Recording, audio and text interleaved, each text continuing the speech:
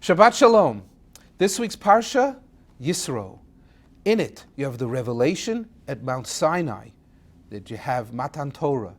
And now, the men of the Great Assembly had to pick a Haftorah with a thematic connection. Where do they go? Isaiah, Yeshayahu. And what do they pick? The Merkavah, the vision of God's heavenly chariot, lifting itself up and away from the Beis HaMikdash. And yes, Yechezkel and Yeshayahu had similar visions. Yechezkel was spoken in much greater detail. Yeshayahu, a native of the city of Jerusalem and more familiar with things, spoke about it in a less detailed way. Neither one of them could have anything but the most intense spiritual connection to God in order to see what they saw. So let's talk about it for a minute. Number one, when did this happen? This happened, the first Beis HaMikdash was still standing. Yeshayahu has access to the Beis HaMikdash. He is the greatest prophet of all time after Moshe Rabbeinu. He was a Kohen, he was a priest, and he came from a priestly family. He had been warning the Jewish people that they have to behave themselves, especially the 10 northern tribes, otherwise they're going to be exiled. So what does this man start off this chapter with? By the way, the book of Yeshayahu is written, chapter Aleph, Beit, Gimel, but it's not in chronological order. This, in chapter Vav, is the first chronologically of his prophecies that he experienced. And it says, in the year that Uzziyahu died, and I saw God sitting on a throne. This is where people get this notion that God's sitting in a throne. God is not physical. He doesn't really sit in the throne, but in an intense visual of a prophecy, this is what he saw. And he talks about that this throne, it was God's footstool. Beis HaMikdash was God's footstool.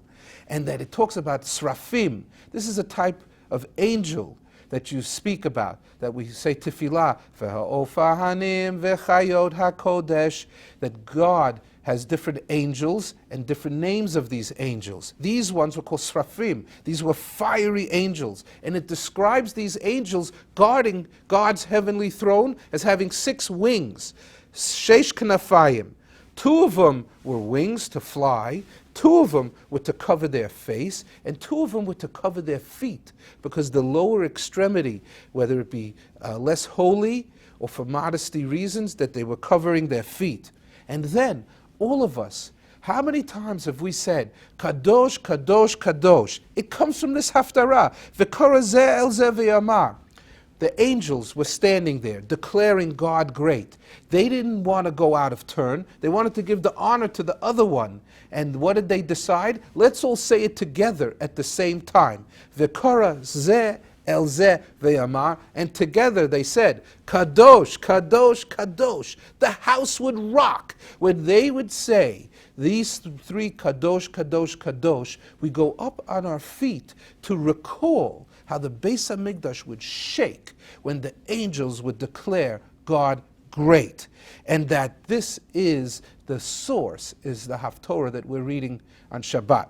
Then what happened is, Isaiah says to himself, Yeshayahu says to himself, uh-oh, wait a minute, what did I just see? No human being can survive seeing God. He's going to die.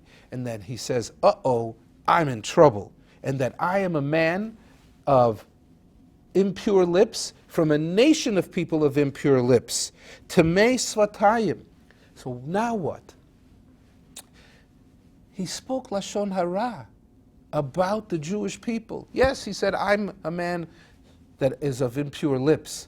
But you never say a bad word about the Jewish people. And what happened? You'll see that the angel came with tongs and a coal, and came and figuratively burnt off his lips the Lashon Hara that he spoke about Am Yisrael. Remember, it's midah keneged midah in life, measure for measure. And the Gemara says that the way that Yeshayahu died was that he was murdered by the king Menashe of Yehudah, that he was hiding in a tree trunk, and the king came by and saw that his tzitzit were hanging out of the bottom of the tree trunk, and he was sliced across the mouth, and that's how he died. Measure for measure. If he could pass away from that, let's all be careful what we say. Now, back to the Haftarah. What happens here is the message has to be delivered to the Jewish people. So the question is asked, who's going to deliver this message? Yeshayahu says, me, I'm the one. And then he asked, until when is this calamity going to go on? And they said, unfortunately, till the people suffer greatly. So this is an intense Haftarah that we see what's going on. What is the Merkavah? It was a shield. It was protecting the Beis HaMikdash. By God saying, I'm lifting up and away, it made the Beis HaMikdash physically vulnerable to Nebuchadnezzar. So the pleading from the Navi to the Jewish people to please avoid all of this. No decision is final. Do teshuvah, repent. And this is the message of the Haftarah. Shabbat Shalom.